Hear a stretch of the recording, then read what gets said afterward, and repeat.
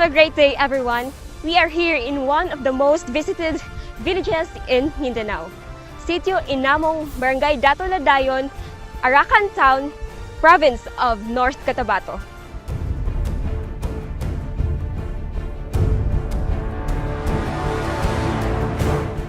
I am here to show to the world the kind hearts of our Mindanao mountain climbers. Including me, we will be giving away school supplies, foods, toiletries, and we will conduct games and entertainment.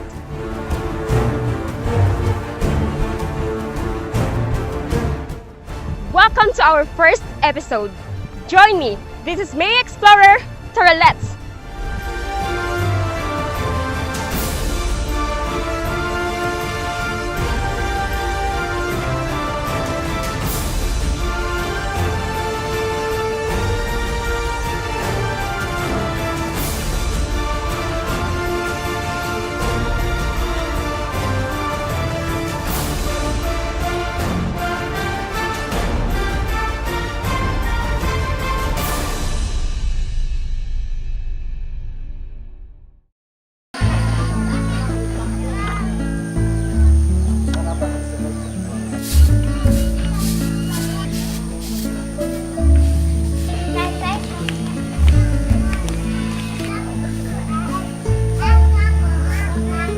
While everyone was waiting for the formal series of events here in Sitio Inamong, Barangay Datu Ladayun, Arakan, North Cotabato, some of the participating mountaineers and other concerned individuals like me conducted preliminary enjoyable activities.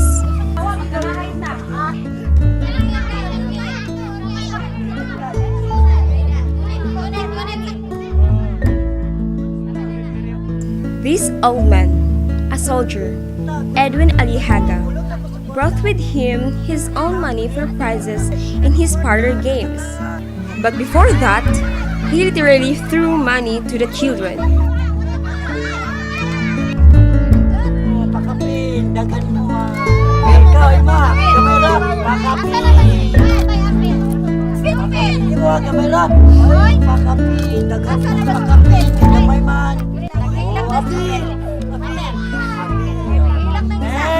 But for everyone to equally catch money, he divided them by gender.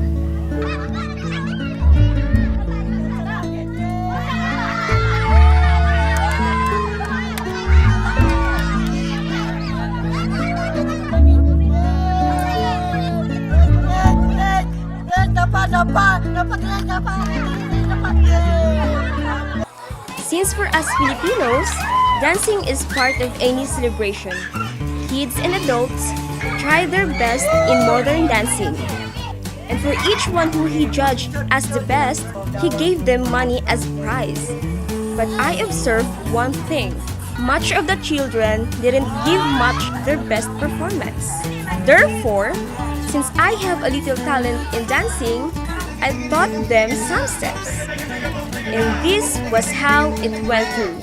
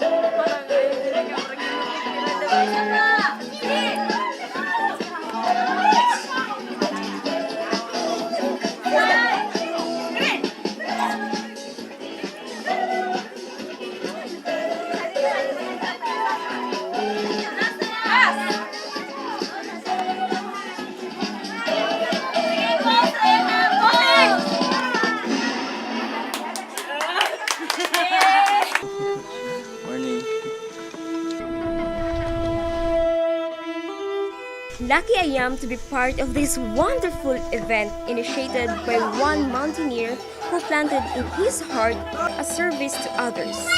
Since he witnessed tribal people's pitiful situation in far villages, especially the kids, Project Smile is what Christian called this event. Before that, 5 years ago, I've already been here. Nag-organize na rin ako ng event. Luckily, yung last last Holy Week, after how many years na bumalik ako dito, nakita ko, nag-ask ako ng isang taga rito na sabi ko, can I take a picture of you po, ma'am? Sabi niya, palagi lang kayo nagkukuha ng pictures. Wala naman kaming natatanggap na picture. So, nagkaroon ako ng idea na pala, no? Tapos may kuryente na. Pala, ba't pwede try na i-capture ko sila sa mag-capture ako ng photo nila as a family.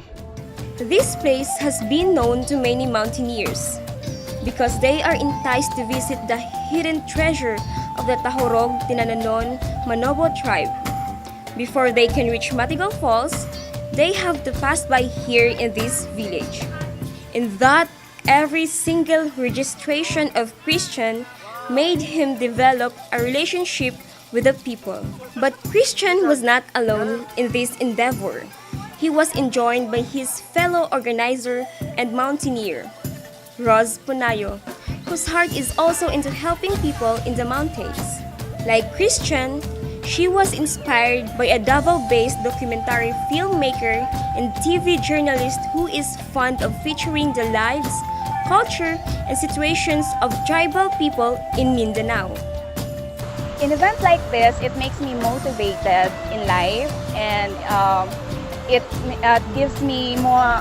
It makes me more compassionate with people, and then I really love seeing people smiling, especially in remote places. I am very curious with what if they will experience this one and this one like this. So it makes me really happy. Everyone was busy, loaded with assignments for this day's activities.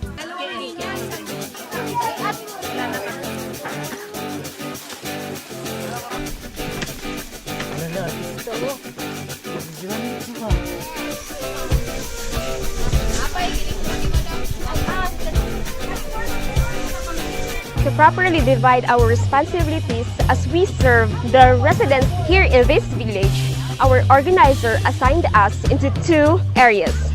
One is packing the school supplies and toiletries over there, and the other one is the food preparation where I am tasked to help.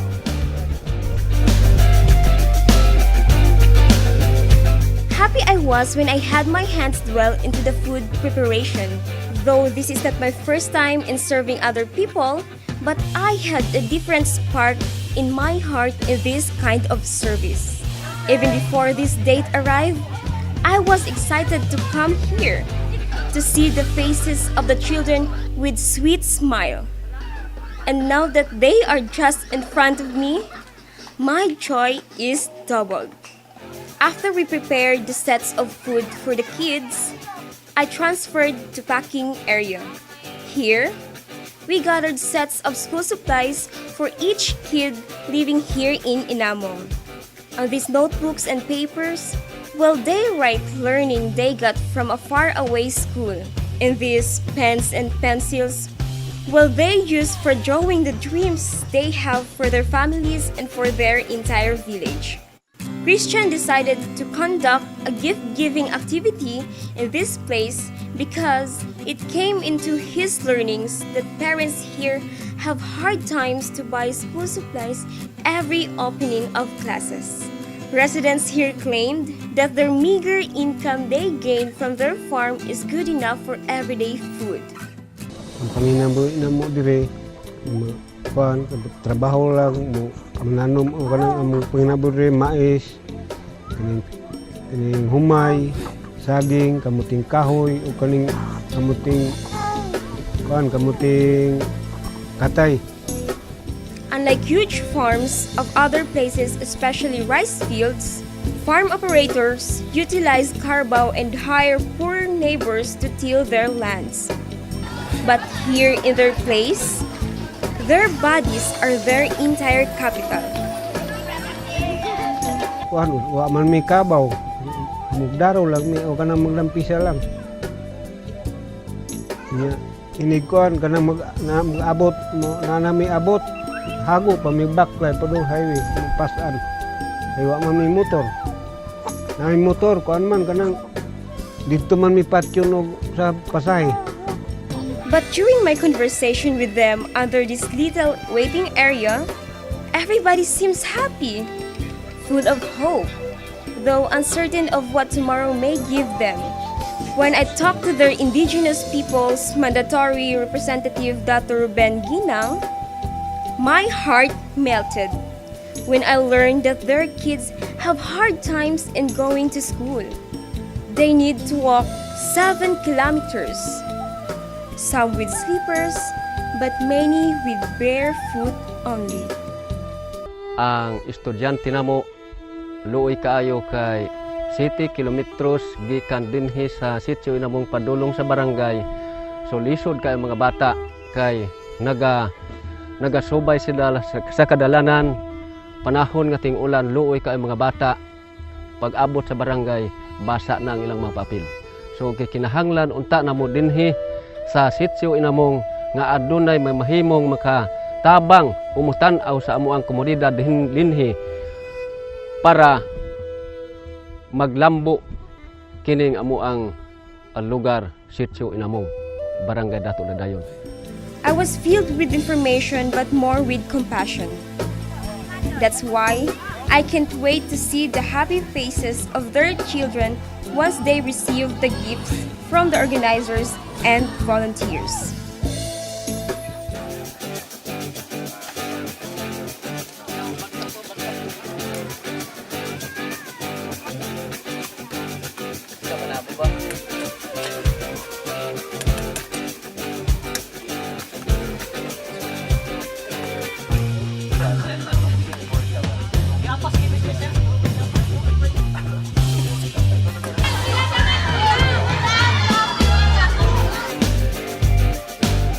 After lunch on that day that we were here, the organizers and volunteers started the activities. One thing I noticed was the giving of clothes to the residents, especially to the young kids, where they were given freedom to pick up their choice of clothes. It was so heartwarming. Oh, Christine naman!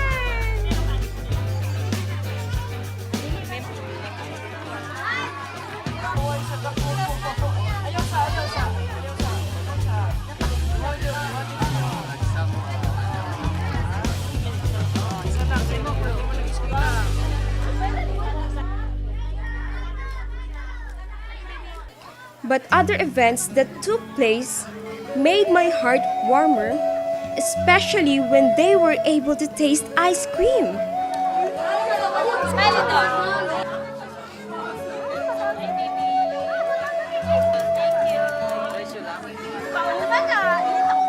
Since the main idea of this project was to take family pictures, in the middle of side activities, photo hobbyist and organizer Christian implemented his vision. Each family was called one by one. Each posing was full of gladness and excitement. That in this very rare opportunity, people from the plains came here to grant one of their wishes. That is, to have a family picture printed. It's difficult to plan, especially sa lugar na ganito. Medyo malayo. We are very grateful to have people like you. I hope you all multiplied, and then it gives the people in remote places.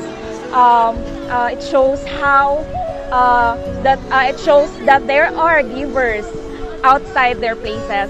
So I want to thank you, and then please continue doing it in your own little ways.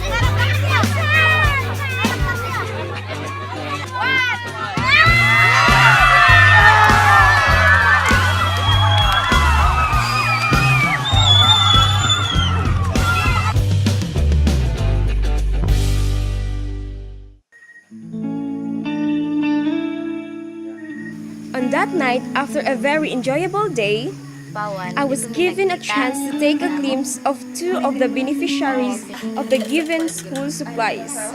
These kids made me praise their guts in their studies. Truly, they are eager to learn and excited to use all of these materials in school. In fact, they showed to me their ways of writing. Their mother was happy with this little act of kindness. Nagapasalamat jud og dako nga naadyo ni nga panghatag sa school supply kay hapit na ang ting klase unya wala pa jud mi nakapamalit og gamit ba para sa mga bata unya. Dako gyud akong pasalamat nga naadyo nang hatag sa amoa nga para magamit gyud sa akong mga anak nga maeskwela nga karong tuiga. She hopes for us to be back here. I am sure she will miss us. But all the more, she as a mother would really like to avail assistance like what Christian and Ross had shared to these kids and parents of Inamong. I understand her feelings. Like my mother, she sees to it that everything her kids would need in school will be provided. Mubalik pa mo usab kay para makadawat na sad mi og dako ka namong pasalamat sa inyo ha. To those who extended help through the bridging of Christian and Ross, thank you so much for your concern. Thank you for answering the call of this project, Smile. Nalipay mi din sa Sitio Inamong kay nakatabang ang mga bisita sa paghatag o distribute sa mga papel sa mga bata, notebook ug uban pa nga tabang nila nalipay mi dinhi sa Sitio Inamong. Kaya magdala sila og kanang mga school supply panghatag mga bata. So, dako na kayo namong pagpasalamat sila nga kami mga nagpuyo diri nga ultimo papel di mi kapalit. May pilay ra may among trabaho, lampisa lang gamay kaayo among abot. To you, Christian and Ross, my salute to this very amazing humanitarian act of goodness. May you spread your wings and soar high to reach people unreached by the government and other wealthy corporations and individuals. May those who know your advocacy extend a hand to people like that of Inamong. May someday I can emulate this activity to a village I may find in my exploration of Mindanao Island. May your hearts be blessed. Actually, hindi naman talaga mahirap if you really want, if you really love what you do. Walang difficult, basta happy ka sa ginagawa mo kahit ano pang obstacles. I have a page. It's called Indebted Soul Trail Adventures. It is into adventures with a purpose. So you can just click it in Facebook and then you can send us a message if you want to donate if ever or whenever we have events like this. And to Inamong residents, may you always feel the love of us, the love of your fellow Filipinos who resides far from your village. I wish that someday your pupils get more inspiration from the mountaineers who sacrificed little of their income, their time, and talent just to be with you, just to share happiness. Thank you for your hospitality, your love, your grace, your kindness. May we all see each other again, someday, somehow. I am May Kandya. Join you once again. Next time, as we explore their treasure, their Matigal Falls. Turlets!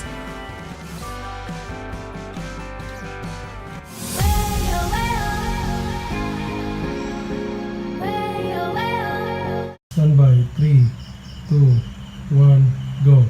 Hi there, explorers! Some portion of this video is uploaded also in this channel. So please click in another recommended video. Click here. Don't forget to subscribe to this channel, MhaExplorer.